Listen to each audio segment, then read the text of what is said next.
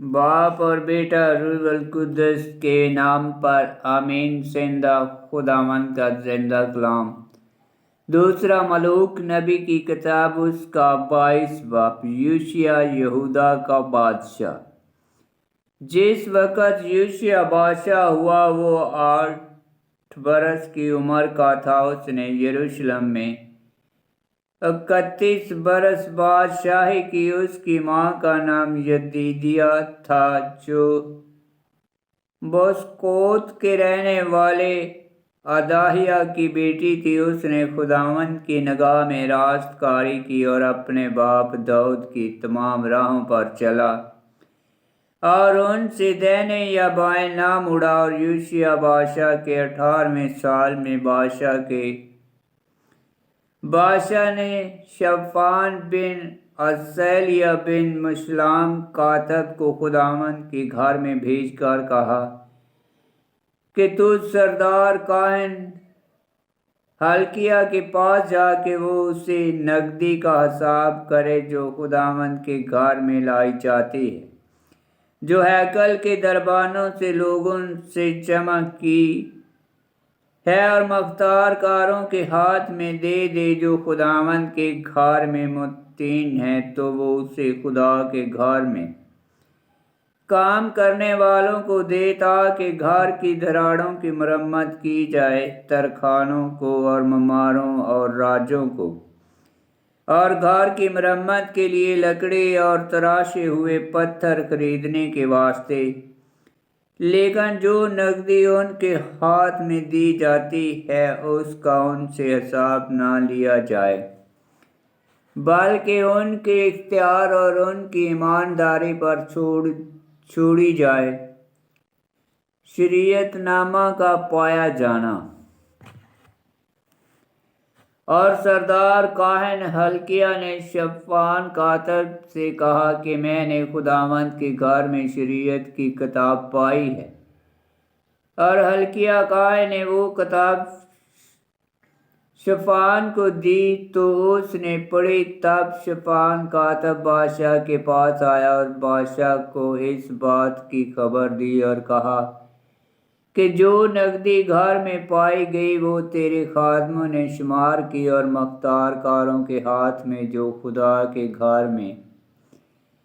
گھر پر متعین ہیں دے دی۔ اور شفان کاتب نے بادشاہ کو خبر دے کر کہا کہ ہلقیہ کاہن نے مجھے ایک کتاب دی۔ اور شفان نے بادشاہ کے آگے پڑھی۔ جب بادشاہ نے شریعت کی کتاب کی باتیں سنی تو اپنے کپڑے پھاڑے۔ اور بادشاہ نے ہلقیہ کاہن اور احکام بن شفان اور عقبور بن میکا اور شفان کاتب اور بادشاہ کے خادم عصایہ کو حکم دے کر کہا، تم جاؤ اور میرے لیے اور لوگوں کے لیے اور سب یہودا کے لیے اس کتاب کی باتوں کی بابت جو پائی گئی ہے خداوند سے دریافت کرو، کیونکہ خداوند کا بڑا غضب ہم پر بھڑکا ہے، اس لیے کہ ہمارے باپ دادا نے اس کتاب کی باتوں کو نہ سنا، تاکہ جو کچھ اس میں ہمارے لیے لکھا ہے اس پر عمل کرتے۔ ہلدیہ نبیہ کی پیشن گوئی۔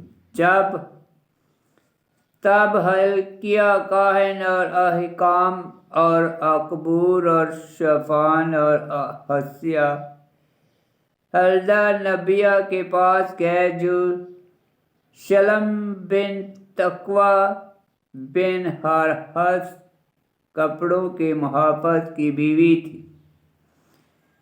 وہ یروشلم کے دوسرے حصہ میں رہتی تھی اور اس سے بات کی۔ وہ بولی، خداوند اسرائیل کا خدا یوں فرماتا ہے، تم اس آدمی سے جس نے تمہیں میرے پاس بھیجا ہے کہو، خداوند یوں فرماتا ہے، دیکھ میں اس مقام پر اور اس کے رہنے والوں پر بلاؤ لاؤں گا، یعنی اس کتاب کی سب باتیں جسے شاہ یہودا نے پڑھا ہے، اس وجہ سے کہ انہوں نے مجھے چھوڑ دیا اور اجنبی معبودوں کے آگے خوشبو جلائی تاکہ اپنے ہاتھوں کے سارے کاموں سے مجھے غصہ دلائیں۔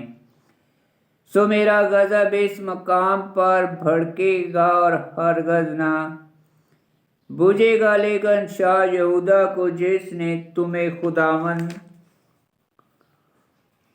سے دریافت کرنے کے لیے بھیجا، تم اس طرح کہو کہ خداوند اسرائیل کا خدا یوں فرماتا ہے کہ ان باتوں کی بابت جو تو نے سنی، اس سبب سے کہ تیرا دل بے چین ہوا اور تو نے خداوند کے آگے عاجزی کی، جس وقت تو نے وہ جو میں نے اس مقام کے حق میں اور اس کے باشندوں کی بابت کہا کہ وہ ضرب المثال اور لعنت ہوں گے، اور تو نے اپنے کپڑے پھاڑے اور تو میرے آگے رویا، سو میں نے بھی تیری سنی۔ خداوند فرماتا ہے، اس سبب سے دیکھ میں تجھے تیرے باپ دادا کے ساتھ شامل کروں گا اور تو اپنی قبر میں سلامتی سے جائے گا، اور جو آفات میں اس مقام پر لاؤں گا اسے تیری آنکھیں نہ دیکھیں گی۔ سو وہ بادشاہ کے پاس یہ کلام لائے۔ آمین۔ خداوند کا پاک کلام کا پڑھا اور سنا جانا باعث برکت ہو۔ خداوند تیرا شکر ہو۔ آمین۔